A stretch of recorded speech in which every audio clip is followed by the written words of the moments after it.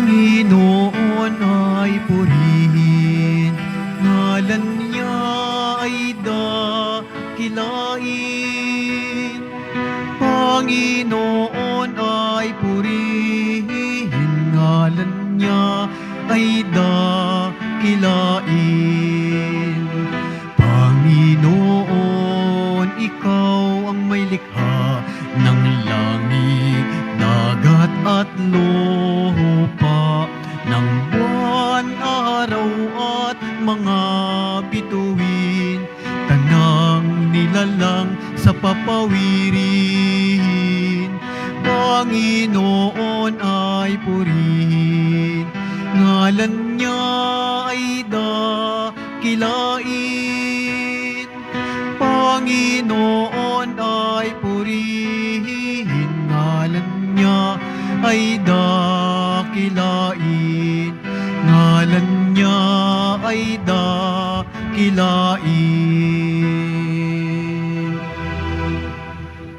Sa ngalan ng Ama at ng Anak at ng Espiritu Santo, Amen. ang pagpapala ng ating Panginoong Jesucristo, ang pag-ibig ng Diyos Ama, at ang pagkakaisa ng Espiritu Santo naway sumainyong lahat.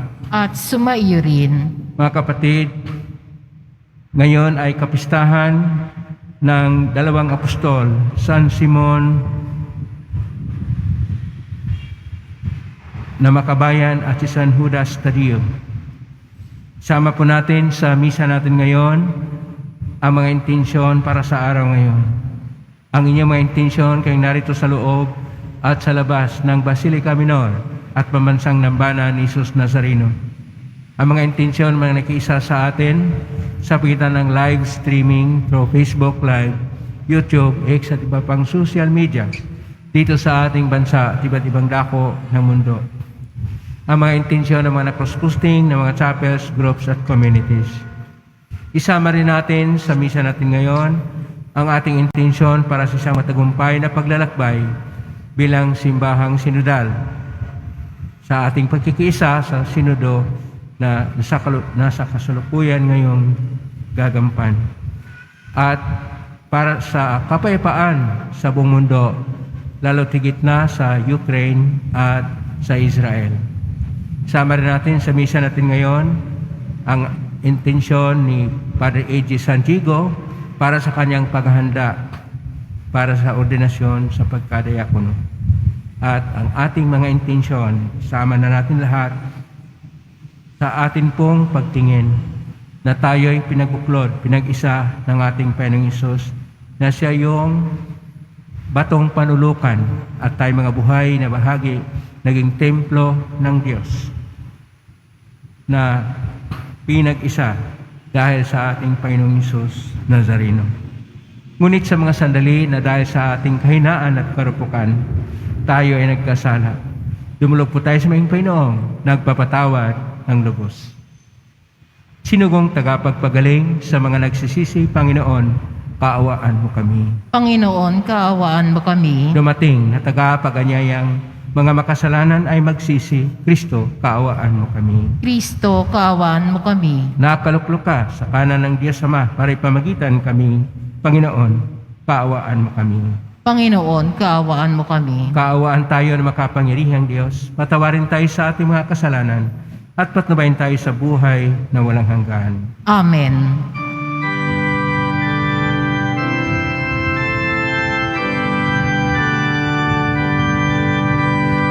Papuri sa Diyos, papuri sa Diyos, papuri sa Diyos sa kaitaasan, at sa lupa'y kapayapaan, at sa lupa'y kapayapaan sa mga taong kinalulugdan niya. Pinupuri ka namin, dinarangal ka namin, sinasamba ka namin, ipinagbubunyi ka namin, pinasasalamatan ka namin. dahil sa dakila mong angking kapurihan. Panginoong Diyos, Hari ng langit, Diyos amang makapangyarihan sa lahat, Panginoong Hesukristo, bugtong na anak, Panginoong Diyos, Kordero ng Diyos, anak ng Ama. Ikaw na nag-aalis ng mga kasalanan ng sanlibutan.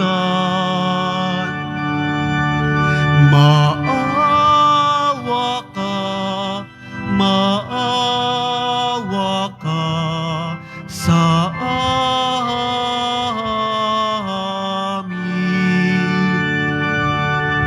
Ikaw na nag-aalis ng mga kasalanan ng sanlibutan. Tanggapin mo ang aming kahilingan. Tanggapin mo ang aming kahilingan. Ikaw na naluluklok sa kanan ng Ama, maawa ka sa amin. Sapagkat ikaw lamang ang banal at ang kataas-taasan. Ikaw lamang, O Hesukristo, ang Panginoon, kasama ng Espiritu Santo sa kadakilaan ng Diyos Ama. Amen. Ng Diyos Ama. Amen. Papuri sa Diyos. Papuri sa Diyos. Papuri sa Diyos sa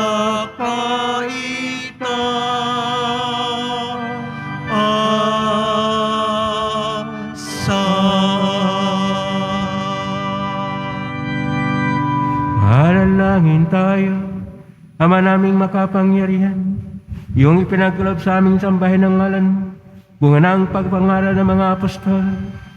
Tugunan mo ang pagdalangin nina San Simon at San Judas, para umunlad lagi ang sambayanan sa pagkakaroon ng mga bagong kaanib na sumasampalataya sa iyo. Sa pagitan ni Kristo, kasama ng Espiritu Santo magpasa walang hanggan. Amen. Magsipo na po ang lahat.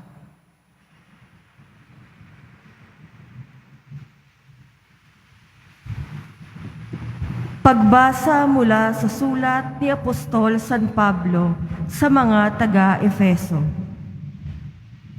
Mga kapatid, hindi na kayo dayuhan o taga-ibang bansa, kundi kababayan na mga hinirang ng Diyos at kabilang sa kanyang sambayanan. Kayo itinayo rin sa saligan ng mga apostol at mga propeta, na ang batong panukulan ay si Kristo Jesus. At sa pamamagitan niya, nagkakaugnay-ugnay ang bawat bahagi ng gusali at nagiging isang templong banal. Dahil din sa inyong pakikipagkaisa sa Kanya, kayo may kasama nilang maging bahagi ng tahanan ng Diyos sa pamamagitan ng Espiritu. Ang salita ng Diyos. Salamat sa Diyos. Laganap na sa daigdig ang kanilang mga tinig. Laganap na sa daigdig ang kanilang mga tinig. Ang langit ay nahahayag na ang Diyos ay dakila. Malinaw na nagsasaad kung ano ang kanyang gawa. Bawat araw, bawat gabi, ang ulat ay walang patlang. Patuloy na naguulat sa susunod na gabi't araw. Laganap na sa daigdig ang kanilang mga tinig. Walang tinig o salitang ginamit kung sa bagay, at wala ring naririnig na kahit anong ingay. Gayunpaman, sa daigdig ay laganap yaong tinig. Ang balita'y umaabot sa duluhan ng daigdig. Laganap na sa daigdig ang kanilang mga tinig. Magsitayo po ang lahat.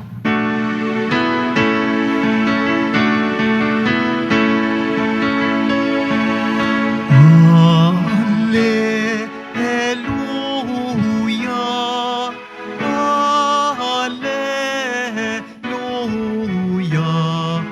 Hallelujah,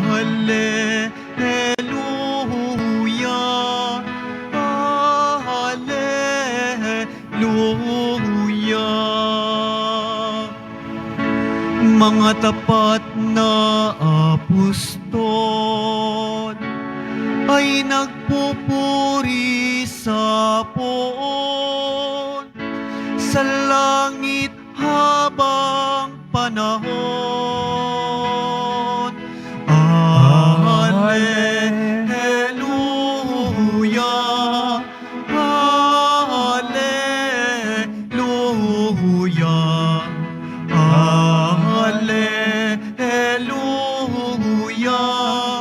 Hallelujah,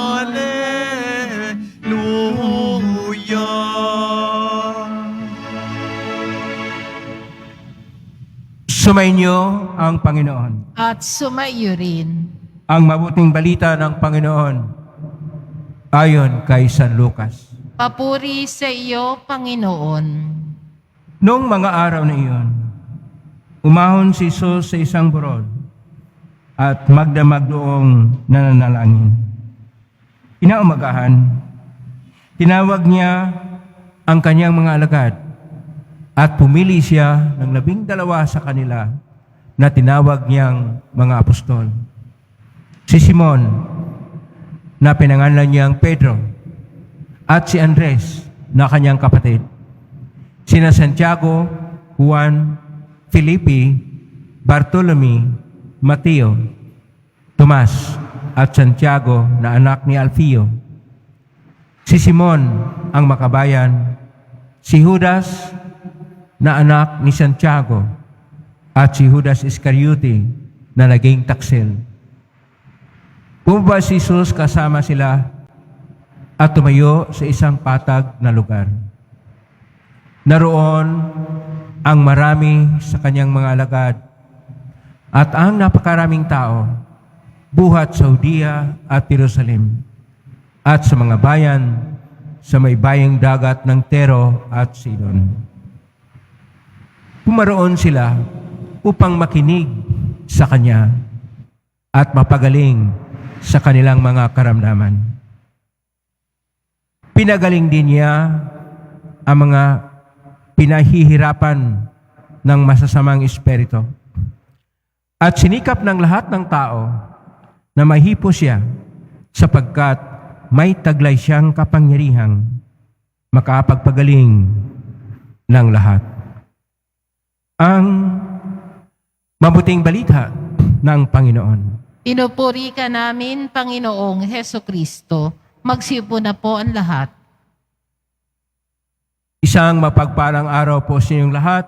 Purihin po natin ang ating pong Hesus Nazareno.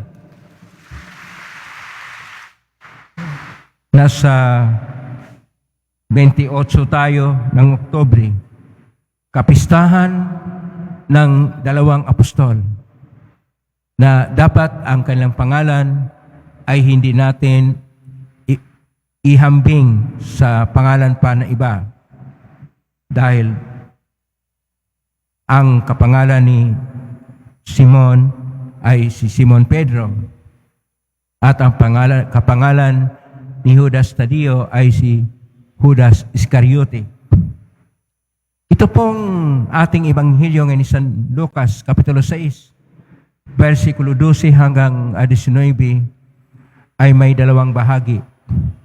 Ang unang bahagi ay sa versikulo 12 hanggang 16. Ito yung pagpili ng ating Panginoon sa magiging mga misyonero niya dahil hinirang sila na apostoles na salitang Grego na ibig sabihin pinadala o mga misyonero. At bakit 12? Una, dahil magtayo ng panibagong Israel, sapagkat ang luma o unang Israel ay nabuklod at itayo din sa 12 na mga patriarka na mula sa lahi ni Jacob naging Israel. Kaya ang panibagong Israel ay dapat pagbuklorin din, pag-isahin din sa pamagitan ng panibagong pundasyon. At ang panibagong pundasyon ay ang 12 na mga apostol. Sa 12 na mga apostol, isa sa kanila ay magtaksil. Sa 12 na mga apostol, isa sa kanila ay mahirang na pinuno na magiging unang Santo Papa. At yan ay si Simon Pedro. Si Simon Pedro, siya yung una na dapat ipahayag sa sinasabi pa ni San Pablo sa unang sulat, sa unang pagbasa sa sulat sa Taga-Episo, Kapitulo 2, versikulo 19 hanggang 22, na itinayo ang mga apostol bilang saligan, bilang pundasyon, bilang batayan sa unang mga nananalig sa ating Panginoon na nagbuklod ng panibagong Israel, na nagbuklod na bagong hinirang na bayan ng Diyos. Sapagkat hindi na sila mga dayuhan, bagkos sila mga sambayanan na mga hinirang ng Diyos at kabilang ng sambahayan na iniligtas ng Diyos. Kaya bilang panibagong sambayanan na iniligtas ng Diyos, dapat nating tingnan na ang simbahan ay simbahan ng mga apostol. Kaya nga tinatawag ang ating simbahan na simbahan na apostolik o mga apostol, na kumpuni ng mga apostol, na naging pundasyon ang mga apostol. Kung tingnan natin, hindi naman masabi nito mga apostol ay hinirang at pinili ng ating Panginoon dahil sa kanilang mga natatangi at kakaiba o dili kaya napakaganda na mga buhay. Sila ay mga hamak lang na mga isda, mga taga-singil ng buwis at mga ordinaryo na tao, na kung saan ang ating Panginoong Hesus ay siyang nagbigay sa kanila ng isang panibagong antas. Una, antas ng pagpapahayag ng mabuting balita. Sapagkat ang mabuting balita mismo ay ang salita na nagkatawang tao na pinapahayag ng ating Panginoong Hesus. Yun ang mabuting balita. At sila ay naging bahagi na upang kanilang ipahayag sa mga tao na ang paghahari ng Diyos ay dumating na sapagkat nagkatawang tao ang salita ng Diyos at kapiling na kasama na ng tao dahil pinatay man siya sa kanyang pag-alay buhay para sa atin. Siya nabuhay muli upang ang templo na panibago, at ito yung simbahan ay templo ng Diyos, ay magkaroon ng buhay na nagpapahayag na ang Diyos ay laging magtagumpay. Ang kasamaan ng tao ay maghatid man ng kamatayan, ang Diyos ay magbibigay ng pagkabuhay muli sapagkat higit ang kapangyarihan ng Diyos. Pangalawa na ito mga apostol, sila ay magpapagaling.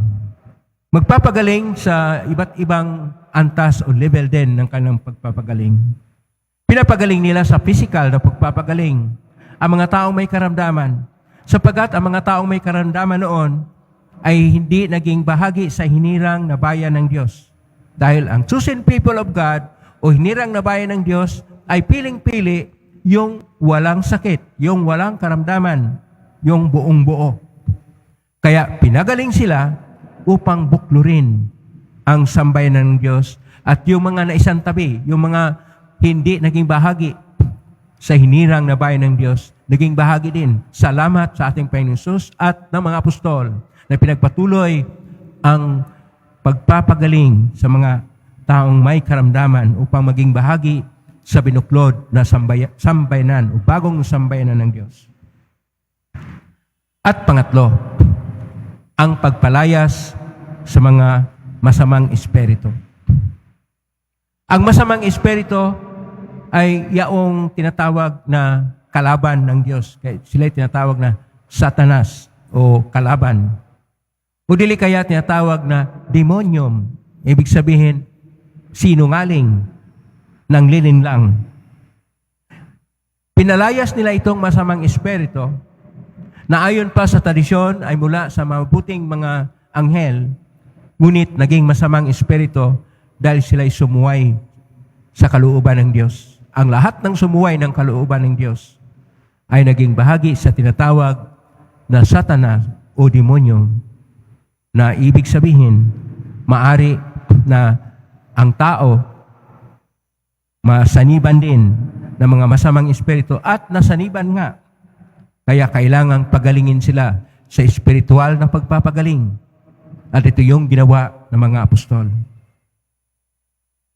Mula sa pagtayo ng bagong sambayanan ng Diyos, sa bagong Israel, sa simbahan o sa eklesia, tayo ay nagkaroon ngayon ng isang panibago na bukso na itong pinagbuklod na sambayanan ng Diyos ay taon-taon at bawat siglo sa kasaysayan ng ating buhay bilang tao ay nagkaroon ng pag-angkop. Pag-angkop upang laging nakatugon sa pinaka-angkop na paraan ang paghatid. Una, ng pagtuturo. Pangalawa, ng pagpapagaling. At pangatlo, ang pagbuklod. At pang-apat, ang misyon. Itong misyon na akala natin ay para lang sa mga apostol, o para lang sa mga disipulo, o para lang sa mga na-ordain na mga obispo, pare, diakono, o kaya para lang sa mga reliyoso o relyosa, mga hermano at hermana na ginawang mga misyonero upang maghatid ng mabuting balita, ang tunay na misyon ng simbahan ay para sa lahat. Kaya ngayon sa ating pagdiriwang, sa kapistahan ni na Apostol San Simon Makabayan o Silotes at si San Judas Tadios, dapat po nating tingnan na tayo ay mga panibagong mga misyonero na may misyon sa panibagong panahon. Sa bagong panahon, kakaiba sa panahon noon sa tinatawag na apostolic time o panahon ng mga apostol. Kakaiba na sa postmoderno dahil postmoderno na po tayo. Sa postmoderno na panahon, ang mga gadgets, ang mga moderno na instrumento, ang AI o artificial intelligence, at ang pagka-individualismo ng mga tao, ang pagkahilig sa tao sa iba't ibang klaseng bisyo, at ang mga panibago na hamon sa buhay, lalo na ang kaguluhan sa bundok, ay kaharap natin na ito yung panibagong misyon. At dahil panibagong misyon natin, bawat isa sa atin ay naging bahagi sa misyon ng simbahan. Kaya, ang pundasyon ng simbahan ay pinatatag ng mga apostol. gaano man sila katatag, hindi naman natin masabing matatag. Pinatatag sila dahil sa ating Panginoong Diyos. Tayo rin, gaano man karupok ang ating kalagayan, patatagin rin tayo sa ating Panginoon kapag tayo naging matapat sa ating mga tungkulin at sa ating misyon bilang nananalig at nampalataya sa Diyos sa panibagong panahon. Kasalukuyan, mayroong ginagawa na sinudo. At itong sinudo ay hindi lang po pagkinig. Ito yung pakipag-isa ng simbahan sa daloy ng kasaysayan upang magiging maayos at matapat tayo sa ating pagsabuhay ng Ebanghelyo ng ating Panginoon.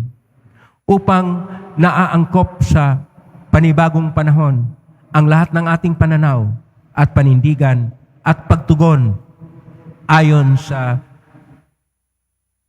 pagsusubaybay at pagliliwanag ng simbahang magisterium o nagtuturo ng simbahan at ayon sa gabay at liwanag ng Ebanghelyo ng ating Panginoon. Mahirap ang ating gawain, hindi po madali.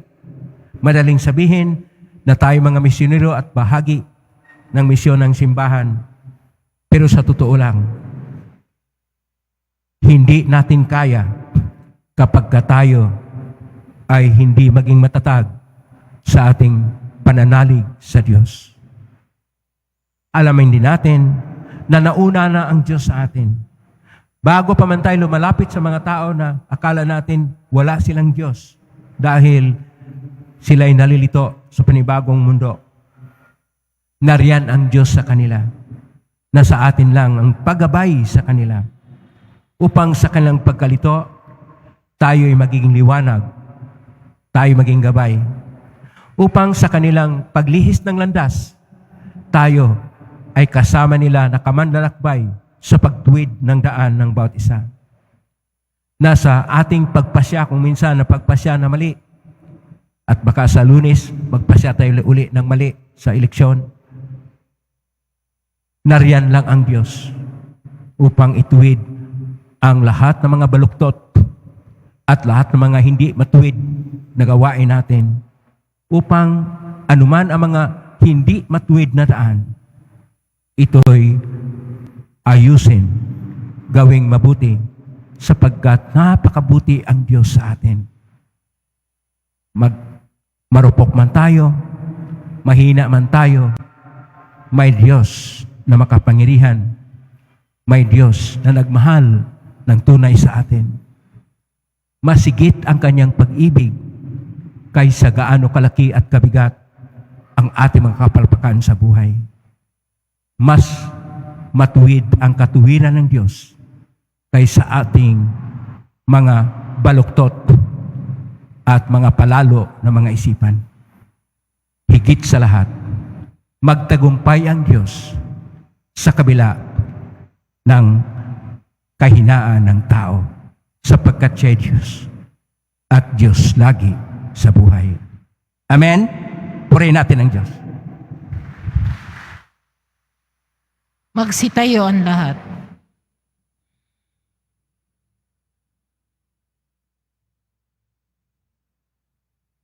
Minamahal ko mga kapatid, bilang mga bahagi ng isang gusali na ang pundasyon ay ang mga apostol at mga propita, ilapit natin ang ating mga kahilingan sa Ama ng habag. At tutugon tayo, Ama, pagpalain mo kami na hinubog mo sa pananampalataya ng mga apostol. Ama, pagpalain mo kami na hinubog mo sa pananampalataya ng mga apostol.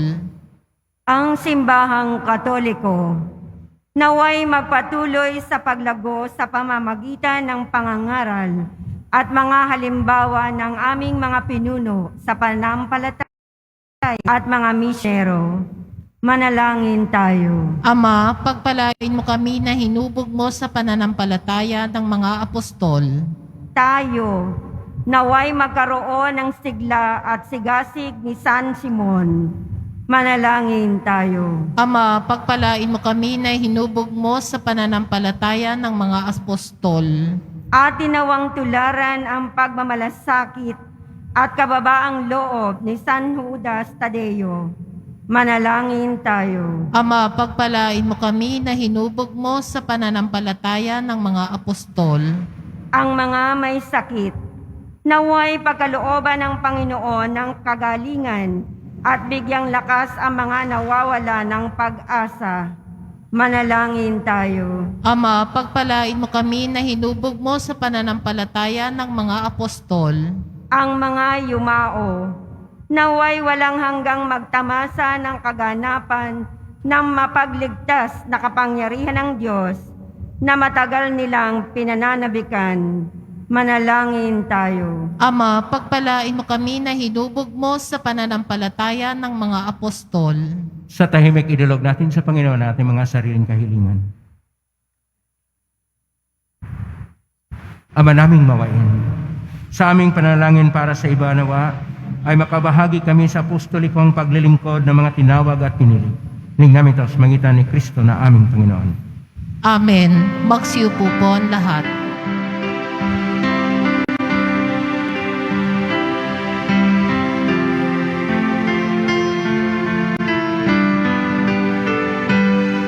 Itong alak at tinapay ay handog sa iyo, Ama. Ito'y bunga ng aming gawang iyong pinagpala.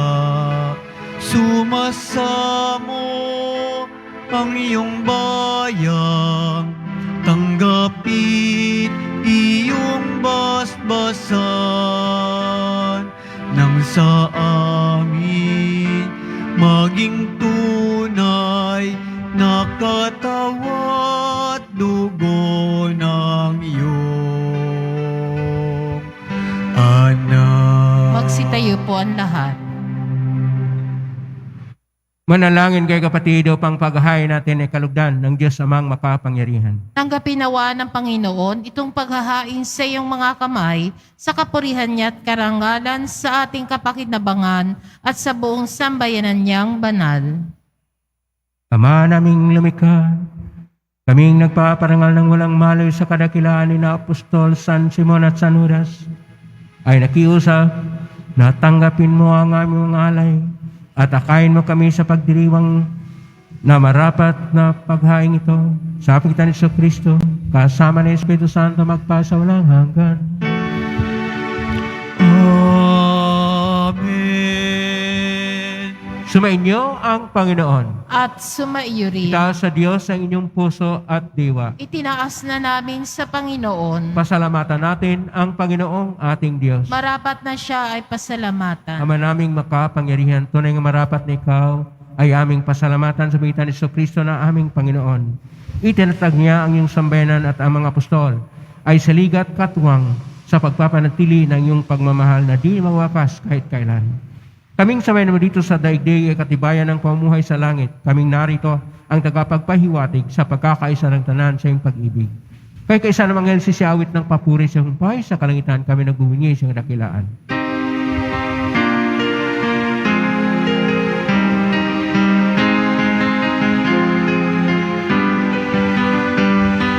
Santo, Santo, Santo, Panginoong Diyos ng mga hukbo, napupuno ang langit at lupa ng kadakilaan mo. O sana sa kaitaasan, pinagpala ang naparirito sa ngalan ng Panginoon. O sana sa kaitaasan.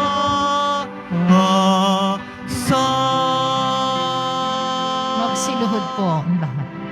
Ama naming banal, ikaw ang bukal ng tanang kabanalan, kaismitan ng Espiritu yung banal, ang makalob na ito pang para sa aming maging katawan at dugo ng aming Panginoong Kristo. Bago niya pinagtisang kusang loob na maging handog, hinawakan niya ang tinapay. Pinasalamatan kanya. Pinaghati-hati niya yon. iniabot sa kanyang malagad at sinabi, "Tanggapin ninyong lahat ito at kanin. Ito ang aking katawan na ihahandog para sa inyo."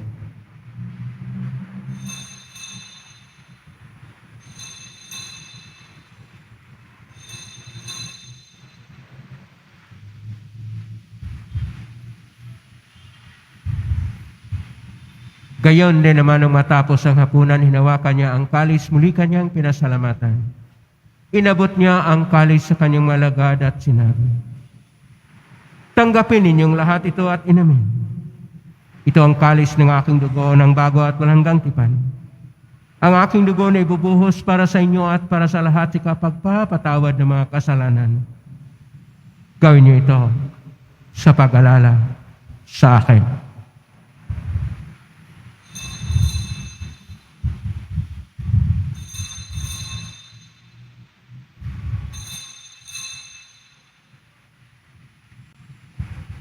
Tumayo ang lahat. Ang misteryo ng pananampalataya. Si Kristo'y namatay, si Kristo'y nabuhay, si Kristo'y babalik sa wakas ng panahon. Ang mga ginagawa namin ngayon ang pag-alala sa pagkamatay at muling pagkabuhay niya na kahit naalay namin sa iyo ang tinapay na nagbibigay buhay at ang kalis na nagkakaloob ng kaligtasan. Kami nagpapasalamat. Dahil kami narapat na tumayo sa harap mo para maglingkod sa iyo.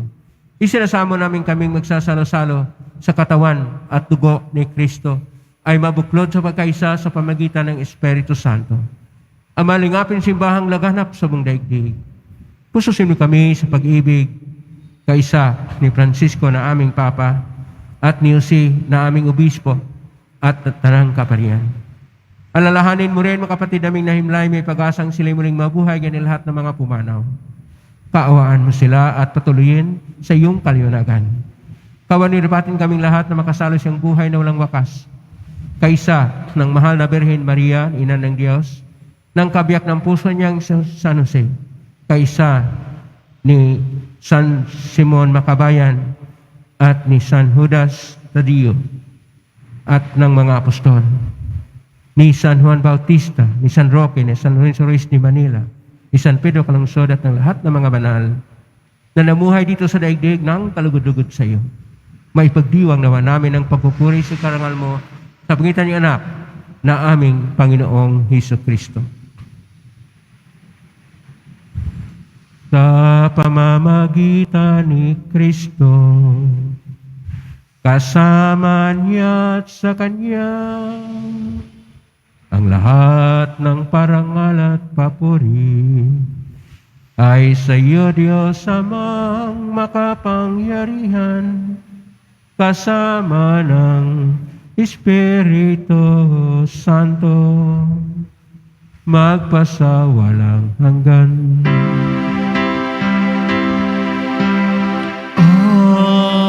Amen. Amen. Amen. Sa tagubilin ng mga nakagaling na utos at turo ni Jesus na pain natin at Diyos, ipahayag natin ng lakas loob.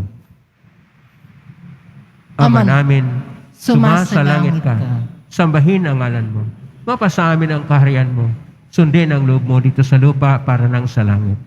Bigyan mo kami ng kakanin sa araw-araw at patawarin mo kami sa aming mga sala para nang pagpatawad namin sa nagkakasala sa amin at huwag mo kaming ipahintulot sa tukso at iadya mo kami sa lahat ng masama. Hiniling namin kami iadya sa lahat ng masama, pagkaluban ng kapayapaan araw-araw, iligtas sa kasalanan at sa lahat ng kapahamakan, samantalang aming pinanabikan ang dakilang araw ng pagpapahayag ng tagapagligtas naming si Hesus Kristo. Sapagkat iyo ang kaharian at ang kapangyarihan at kapurihan magpakailanman. Amen. Panginoong Hesus Kristo, sinabi mo sa mga apostol, kapayapaan ang iniiwan ko sa inyo, ang aking kapayapaan binibigay ko sa inyo. Tunghayan mga aming panampalataya at huwag ang aming pagkakasala. Pagkalooban mo kami ng kapayapaan at pagkakaisa ayon sa kalooban, kasama ng Espiritu Santo, magpa sa walang hanggan. Amen. Ang kapayapaan ng Panginoon ay laging sumainyo. At sumaiyo rin. Magbigayin kayo ng kapayapaan sa isa't isa. Kordero ng Diyos na nag-aalis ng mga kasalanan ng sanlibutan, maawa ka sa amin. Kordero ng Diyos na nag-aalis ng mga kasalanan ng sanlibutan, maawa ka sa amin. Kordero ng Diyos na nag-aalis ng mga kasalanan ng sanlibutan, ipagkaloob mo sa amin ang kapayapaan. Lumuhod po ang lahat. Ito ang kordero ng Diyos. Ito ang nag-aalis ng mga kasalanan ng sanlibutan. Mapalad ang mga inaanyayahan sa piging ng kordero. Panginoon, hindi ako karapat-dapat na magpatuloy sa iyo, ngunit sa isang salita mo lamang ay gagaling na ako. Katawan ni Kristo. Amen.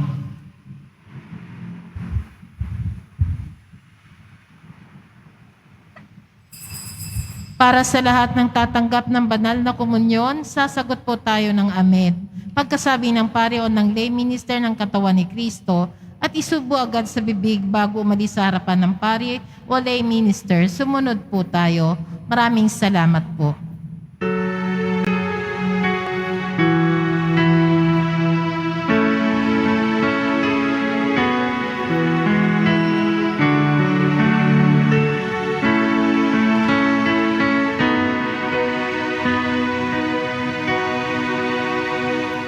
You are my hope and my strength. You guide me and embrace me with your love. You gave your life to save me from sin. Jesus, my Savior, my Lord. I will proclaim that you are my God, the God of mercy and the giver of life. I will submit my life to you, to serve you with all of my heart. You are my hope and my strength. You guide me and embrace me with your love.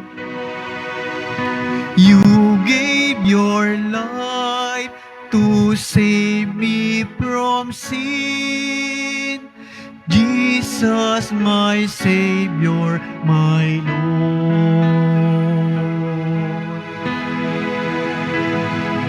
You are my hope and my strength. You guide me and embrace me with your love. You gave your life to save me from sin. Jesus, my Savior, my Lord. Guide me each day to learn how to love.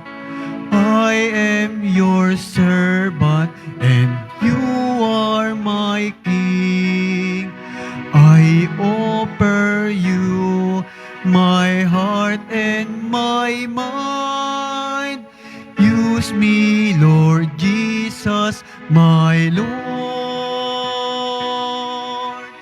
You are my hope and my strength. You guide me and embrace me with your love. You gave your life to save me from sin. Jesus, my Savior, my Lord. Jesus, my Savior, my Lord.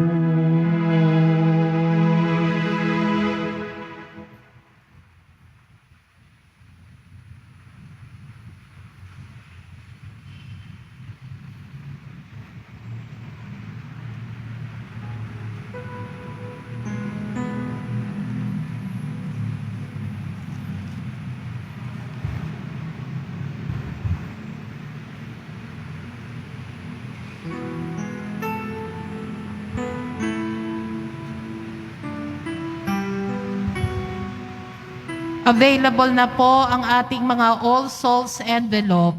Sa mga nagnanais, maaari kayong kumuha malapit sa mga pintuan ng ating simbahan o sa information guard. Isulat lamang po ang mga pangalan ng mga kamag-anak, kaibigan at mga kakilalang na mayapa o sumakibilang buhay na, at sa buong buwan ng Nobyembre, ito po ay ating isasama sa lahat ng mga misa na nagaganap sa ating simbahan. Pagkatapos ng misa, wiwisikan po ang lahat ng banal na tubig. Pinakikiusapan ng lahat na manatili lamang muna sa inyong mga lugar. Tanging sa Quezon Boulevard o sa Plaza San Juan lamang ang labasan ng lahat. Sumunod po tayo.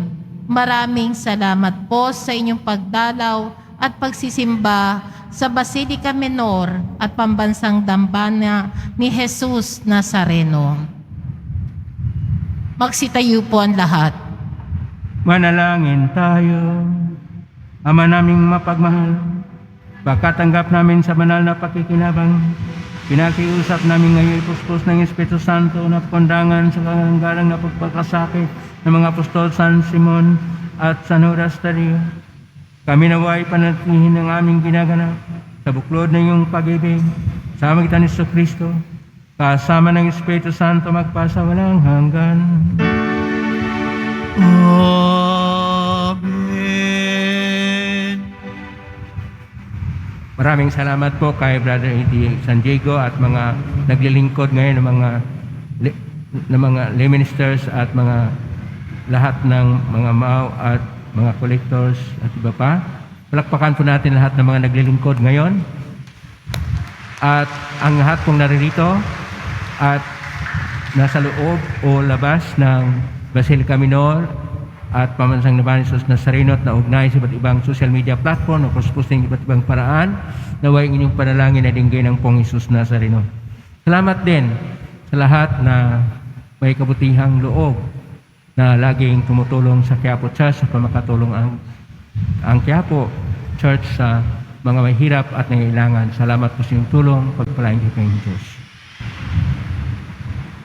Ang Diyos ay tumawag sa atin, gaya ng kanyang pagtawag ng mga apostol, na siya'y ipahayag upang makilala, mahalin at paglingkuran ng lahat. Dalhin natin si Kristo sa ating kapwa upang ating kapwa ay makipaglakbay sa ating Pong Jesus Nazareno. Ngayon na po ang maringal na pagusbas sa kapistahan ni San Simon at San Judas Tadeo. Sumainyo ang Panginoon. At sumaiyo rin. Magsiyo kayo habang ginagawad ang pagbasbas. Ang Diyos, nagtayo ng simbahang nasasalig sa mga apostol, ay maggawad naman sa inyo ng pagpapala bilang tugon sa mga panalangin nina San Simon at San Judas Tadeo, ngayon at magpasa walang hanggan. Amen. Ang Diyos, nawa ay siyang magbunsod sa inyo para tularan ng halimbawa ng mga apostol upang inyong mapatunayan sa lahat ang inyong katapatan sa Kanya ngayon at magpasa walang hanggan. Amen. Ang aral ng mga apostol ay nagpatatag sa inyong panampalataya. Ang kabilang ng mga panalangin ay magbunga nawa ng inyong pagsapit sa tahanang tunay at walang hanggan. Amen. Pagpalain kayo na makapangyarihang Diyos, Ama at Anak at Espiritu Santo. Amen. May kang taglay ang kapayapaan, pag-ibig at pag-asa ng Poong Jesus Nazareno. Salamat sa Purihin Diyos. natin ang ating Poong Jesus Nazareno.